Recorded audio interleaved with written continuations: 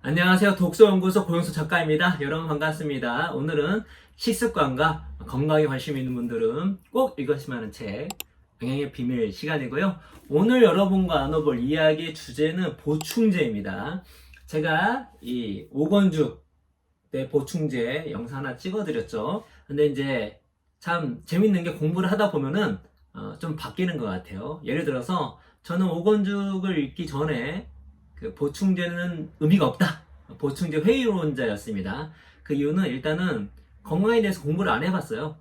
그리고 야 뭐 그런 게 무슨 큰 의미가 있냐 막 그냥 막연하게 이렇게 생각을 했습니다만 건강 관련 책 특히 이렇게 좋은 책을 읽고 나서 아니구나 정말 의미가 있구나 라는 걸 깨달았습니다. 그래서 제가 오건죽을 읽고 나서부터는 비타민 D, 비타민 B군 그리고 오메가3 그 다음에 뭐 그 프로바이오틱스 등의 보충제 플러스 유산균을 꾸준하게 매일 권장약을 이제 먹고 있었는데 제가 이 책을 읽고 나서 보충제에 대한 어떤 되게 좀 업그레이드 됐다고 해야 되나요? 그래서 제 삶의 원칙을 조금 바꿨습니다. 그래서 두 가지 이제 보충제에서 원칙을 세웠는데 하나는 무엇이냐면 권장량의 보충제를 매일 정기적으로 먹지 않는다. 제가 바뀐 거예요. 두 번째로는 웬만한 영양소는 음식을 통해서 섭취한다로 바뀌었습니다. 제가 그렇게 바뀌게 된 계기는 무엇이냐면 일단 그전 영상에 찍어 드렸다시피 평균적인 인간이 없어요. 그러니까 모든 사람은 유전자가 다르고 식습관이 다르고 환경이 다르기 때문에 그때그때마다 또 컨디션이 다르기 때문에 사람마다 필요한 영양소가 다 다를 뿐만 아니라 각 개인도 매일매일 다릅니다. 다를 수 있어요. 내가 지금 무엇을 어떤 걸 먹느냐에 따라서 내 필요한 결핍된 영양소가 있을 수도 있고 없을 수도 있고 또 있는 것도 어저께는 뭐 비타민 C였다가 오늘은 뭐 비타민 B일 수도 있습니다. 다른 거예요. 그런데 이 보충제 같은 경우는 평균적인 인간을 설정해 놓고 그 사람에게 하루에 필요한 그 영양소를 어떻게 해요? 매일 먹게 하는 거예요. 근데 만약에 이 보충제가 예방 효과가 크다. 예를 들어서 내가 무언가를 결핍돼서 안 좋은 거를 치유해주거나 치료해주거나 이거를 완화시켜주는 거 역할만 있는 것이 아니라 이거를 미리미리 먹어두면 우리가 아픈 거를 예방할 수 있다 라고 한다면 어떻죠? 예, 이렇게 매일 정기적으로 권장량을 먹는 것은 되게 리저너블 합니다. 혹은 과다하게 먹었을 때에도 위험하지 않는다. 그러면 우리가 매일매일 안 먹을 이유가 없죠. 그런데 제가 읽어보시면 아시겠지만 모든 사람은 다 다를 뿐만 아니라 이런 보충제 같은 경우 특정 영양소를 과다하게 먹으면 장기적으로 우리 몸에 좋지가 않습니다. 그리고 우리가 무언가를 미리미리 먹었을 때 그것이 특정 질병을 예방하는 그 결과는 흔치 않습니다. 그러니까 이 보충제라 하는 것은 내가 결핍된 거를 보존해주면서 뭔가 몸을 회복시켜주고 몸이 안 좋은 거를 도와주는 거지 내가 건강한 상태에서 이걸 비축했다고 해서 무언가 예방이 되는 게 아니에요. 그런 효과는 매우 떨어집니다. 거기에 대해서 프로드 프로벤자 교수님께서 강력하게 얘기를 하고 있는 것입니다. 게다가 우리가 특정 보충제가 우리 몸에 큰 영향을 미치기 위해서 이 보충제는 특정 음식에서 필요한 영양소만 추출을 하는 거잖아요. 그렇죠? 근데 이게 이제 이 책에서 오늘 좀 이따 제가 읽어 드릴 테지만 특정 영양소가 이 음식에 있는 2차 화합물이나 다른 것과 조합이 됐을 때 우리 몸에 더 긍정적 영향을 미치는 것입니다. 다시 말해서 이 특정 영양소가 필요해. 근데 그것이 음식 속에 있으면 힘을 발휘하는데 따로 떨어뜨려서 추출을 해서 먹게 되면은 그 효력은 떨어지는 경우가 많다는 것이죠. 이런 것들을 종합해 봤을 때 과연 우리가 권장량의 매일 권장하는 그 평균적인 보충제 권장량을 먹을 필요가 있는가에 대한 퀘션 마크가 있는 것입니다. 그래서 저 같은 경우에는 비정기적으로 먹고 몸이 좀 안 좋을 때 먹고 웬만하면 조화의 식단을 통해서 이 영양소 균형을 맞추는 것이 훨씬 낫겠다라는 결론으로 조금 바뀌었습니다. 그래서 제가 여기 있는 부분을 다시 한번 읽어봤어요. 보충제에 있는 부분을. 근데 이렇게 나와요. 비타민 D 같은 경우는 비타민은 대부분 비타민 D가 매우 부족하다. 내게 찾아오는 환자 중 80%가 처음 검사 시 비타민 D 결핍으로 나오고 자가면역 질환이나 렙틴 감염증 환자들은 100% 그렇다. 보시면 스티브 건드린 박사님한테 오시는 사람들이 환자예요. 그러니까 건강한 사람이 온 게 아닙니다. 그러니까 내가 무슨 자가면역 질환이나 무언가 몸이 안 좋다. 그러면 어떻죠? 보충제를 충분히 복용해야 됩니다. 근데 내가 전혀 살아가는데 건강해.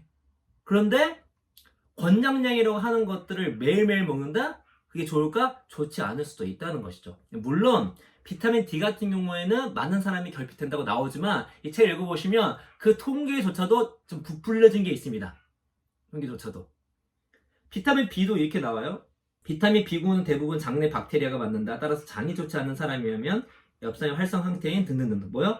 장이 좋지 않는 사람이라면. 그러니까 내가 장이 좋지 않거나 뭔가 문제가 있거나 그러면 비타민 B를 꾸준히 먹을 필요가 있습니다. 근데 건강하고 충분하게 음식을 섭취하고 있는데 이거를 매일 권장량을 먹는다? 그러면 부작용이 있을 수도 있다는 것이죠. 그래서 우리가 제가 보충제를 먹지 말라고 말씀드린 것이 아니라 이왕 건강을 챙기실 거면 더 신중하게 비타민을 먹는 이유가 뭡니까? 좀 더 공부해서 이게 좋은 건지 아는 거잖아요. 그러면 좀 더 공부를 해보자고요. 과연 비타민 혹은 이러한 보충제를 매일 먹는 것이 과연 우리한테 옳은 것인가? 그래서 어차피 우리 모든 걸 내려놓고 새로운 지식들 안에서 우리가 해결하면 되는 것입니다. 그래서 보충제를 먹지 말라는 것이 아니라 과연 내 몸이 건강한데 매일 권장량의 비타민을 장기적으로 복용하는 것이 과연 나에게 이득이 될 것인가? 라는 퀘션마크. 저는 그래서 이 책을 읽기 전에는 아예 보충제를 안 먹거나 와이프가 주는 것만 먹었습니다. 회의론자였다가 보충 정기적으로 매일 먹었고, 제가 이 책을 읽고 나서는 건강한 상태에서는 잘 먹지 않습니다. 웬만하면 식단에 대해서 신경을 많이 쓰지. 좋아의 식단에 대해서. 그리고 좀 컨디션이 안 좋거나 뭐 부족하거나 할 때에 저는 비타민 B, 비타민 D, 오메가3를 먹습니다.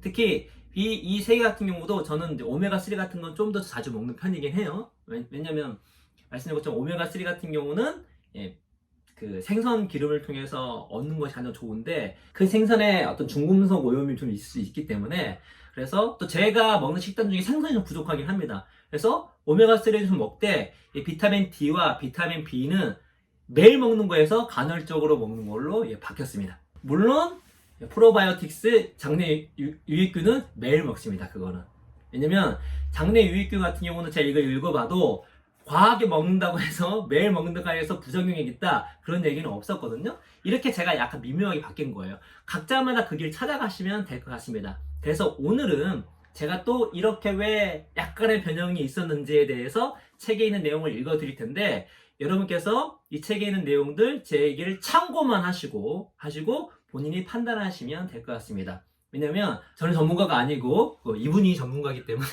이분의 이야기를 여러분께 들려드리는 것이고, 결국 자신의 건강은 자신이 챙기고 찾아가야 하는 것입니다. 그래서 의사 선생님, 또 그 권위자 이야기, 그리고 자기 자신을 잘 관찰해가지고 자신한테 최선의 어떤 건강 솔루션을 찾는 것이 중요하다. 결국 그건 누가 해줄 수가 없습니다. 내 자신이 찾을 수밖에 없는 거예요.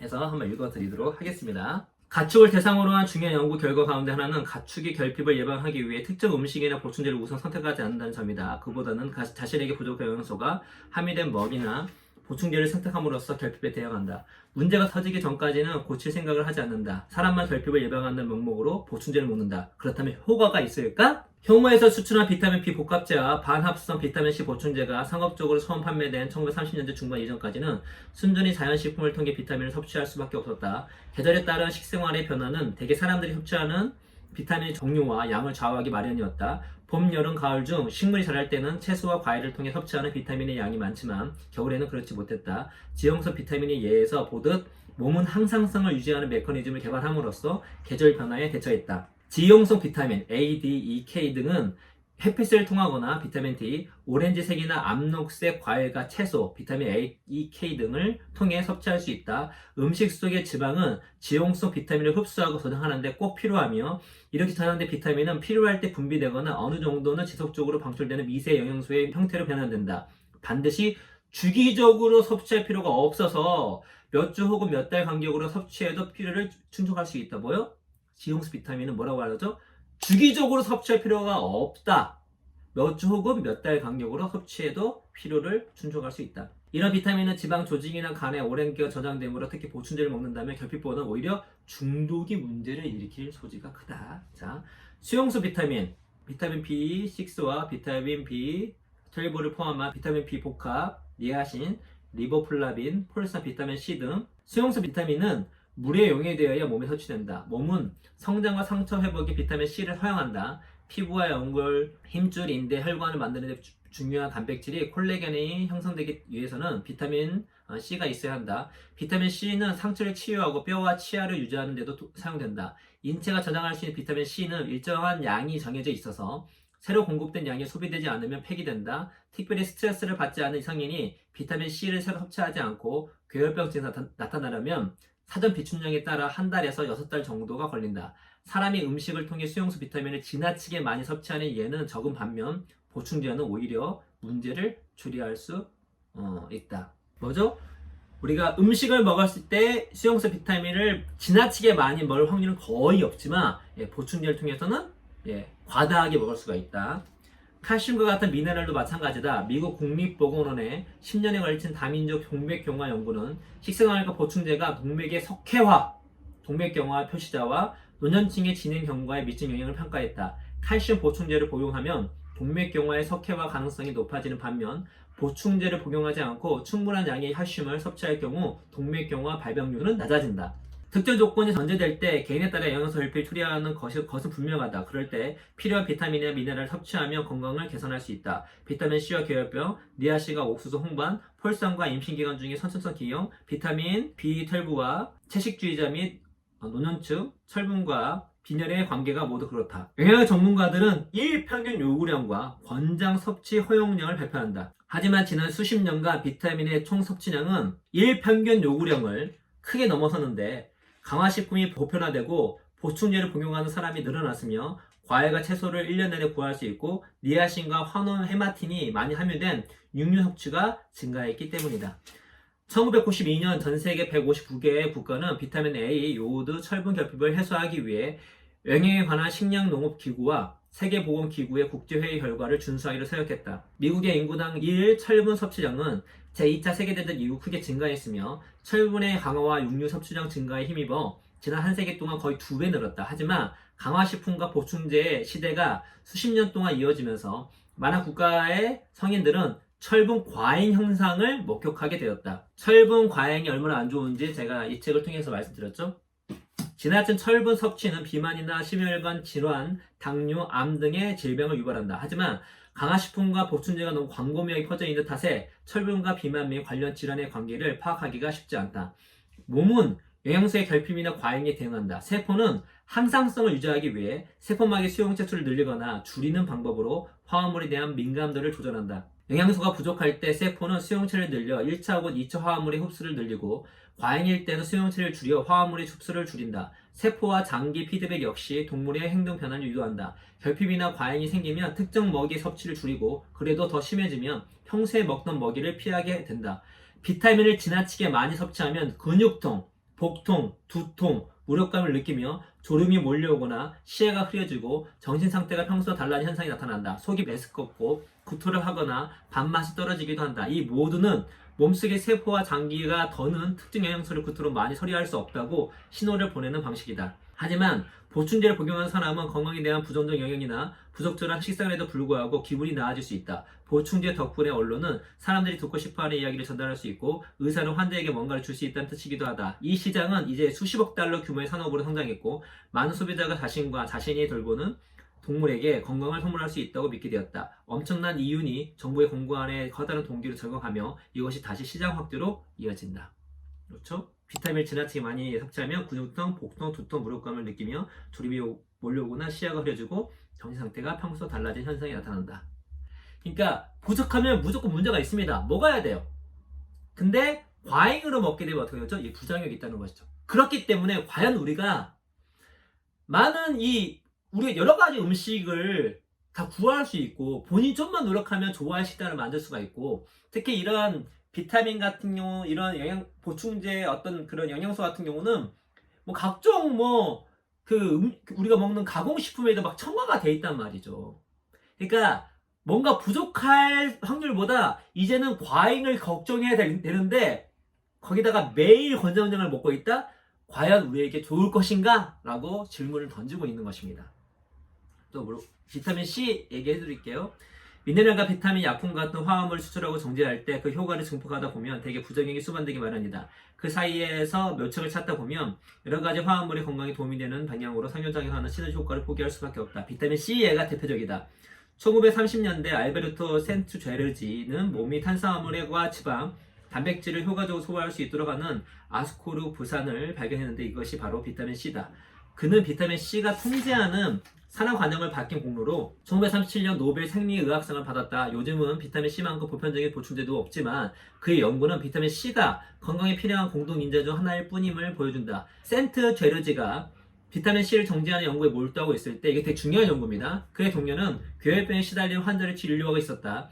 센트제르지는 이 환자에게 아직 다른 화합물을 완전히 제거하지 못한 불완전한 비타민 C를 먹여보았다. 환자는 금방 회복했다. 불완전한 비타민 C 먹었더니 금방 회복했어요. 그들은 나중에 다른 괴혈병 환자에게 더 빠른 회복을 기대하고 완전히 정제된 비타민 C를 투여했다. 하지만 놀랍게도 순수한 비타민 C는 아무 효과가 없었다. 그래서 다시 첫 번째 시도했던 불완전한 비타민 C를 먹여보았다. 정체를 알지 못하는 화합물과 비타민 C가 섞인 이 시약을 먹은 두 번째 환자도 보란듯이 회복했다. 센트제르지와 동료는 레몬 주스에서 비타민 C의 필수 공동인자로 적용하는 화합물을 추출했다. 이후 40년간 그들은 비타민 C와 그 공동인자들이 활성산소의 전달을 조절하는 전자전달계를 밝혀냈다. 비타민 C와 공동인자 중 한쪽이 없으면 정상적인 호흡 과정에서 생성된 활성산소가 빠져나와 단백질 자체가 유리기로 변해버린다. 공동인자, 이게 길죠. 플라보노이드와 올리고모 프로안토시아니딘과 비타민 C가 상호작용을 하면 서로가 유리기로 변하는 것을 막아준다. 둘이 함께 있어야 혈관 건강과 암 예방의 효력을 발휘하는 것이다. 비타민 C의 과다 복용은 바람직하지 않다. 소량의 비타민 C 보충제를 복용하며 감기가 빨리 낫는다는 사실이 밝혀졌지만 대량의 비타민 C에서는 그런 효과가 발견되지 않았다. 비타민 C를 하루 1000mg 이상 복용하면 200에서 1000mg 사이로 복용할 때보다 더 효과적이라는 증거 역시 없다.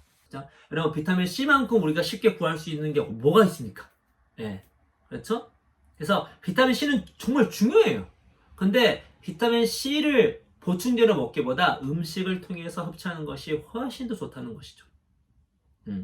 그리고 약간 컨디션이 안 좋을 때 보충해 주던가. 그 당내고에서 얘기했던 것처럼 예를 들어서 우리가 고기를 먹을 때 비타민 C를 함께 먹어도 좋은데, 그런데 막 고기만 막 드시지 않고 여러 가지 야채와 밑반찬을 같이 먹으면 비타민 C를 같이 먹을 수밖에 없겠죠. 비타민 B 문제 하나만 더 읽어드리겠습니다. 50세에서 76세까지의 7만 5천 명을 대상으로 한 NIH의 바이탈 코호트 연구에서 몇 년 동안 매일 20mg의 비타민 6를 복용하는 이들의 폐암 발병률은 그렇지 않은 사람의 2배였다. 흡연자의 경우는 그 위험이 3배에 달했다. 비타민 12를 복용하는 흡연자의 위험은 그보다 더 높게 나타났다. 하루 55mg 이상을 복용하는 사람의 폐암 발병률은 거의 4배까지 올라갔다. 여성의 경우는 뚜렷한 위험이 발견되지 않는데 위험이 없다는 뜻이 아니라 확실하지 않다는 뜻이다. 이 정도의 용량은 미국의 권장 식사 허용량이 권고한 양보다 많지만 업자들은 그보다 훨씬 더 많은 용량을 내놓는다. 굳이 음식을 강화하거나 보충제를 복용하지 않아도 치즈나 우유, 달걀, 닭고기, 붉은 육류, 생선, 완전 곡류, 땅콩, 감귤류, 수박, 비트, 짙은 녹색 채소를 먹으면 손쉽게 비타민 B를 섭취할 수 있다. 폴산이라는 이름의 즉 채소를 뜻하는 라틴어 폴리엄, 발음 제대로 했는지 모르겠네요. 아무튼 에서 폴리움이라고 해야 되나요? 예, 에서 파생됐는데 채소는 비타민 B9의 주요 공급원이다. 동물은 직접 혹은 박테리아를 통해 간접적으로 비타민 B12를 섭취할 수 있다. 당근이나 감자 같은 식물의 뿌리를 땅에서 뽑아 물에 씻기 전까지는 흙 속의 박테리아를 통한 비타민 B12가 남아있다. 생선, 육류, 달걀, 우유에서도 비타민 B12를 찾아볼 수 있다. 이렇게 음식을 통해서 먹을 수 있다는 것이죠. 그래서 이 오온주기에서 얘기하는 식단을 참고하시는데, 저 같은 경우는 이걸 종합해 봤을 때 저는 그렇습니다. 조금 육류는 줄이고 채소를 좀 많이 먹자. 그리고 먹을 때 다양한 색깔의 채소를 먹자. 여러 종류의 음식을 먹자. 그리고 비타민 보충제 같은 경우는 너무 정기적으로 권장량을 먹지 말자. 그러나 저는 프로바이오틱스 유산균은 매일 먹습니다. 그리고 오메가3 같은 경우는 좀 더 자주 먹습니다. 근데 비타민 B와 D는 예전에는 거의 매일 먹었지만 지금은 비정기적으로 먹습니다. 혹은 제가 좀 컨디션이 안 좋을 때 먹습니다.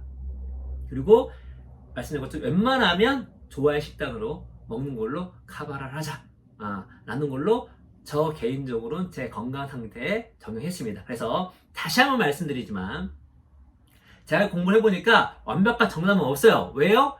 모든 사람이 다르기 때문에. 근데 내 건강을 챙기려면은 어느 누가 여러분의 건강을 완벽하게 챙겨줄 수는 없습니다. 각자 다 다르니까. 그리고 자기 자신보다 자신을 잘 아는 사람이 없기 때문에. 그래서 전문가의 이야기, 또 몸이 안 좋을 때 검사받은 내용들, 그 다음에 이런 책들 종합을 해서 본인만의 건강 레시피를 찾아가시면 좋겠다는 말씀을 드리면서 오늘 이야기는 이것으로 마치도록 하겠습니다. 여러분 감사합니다.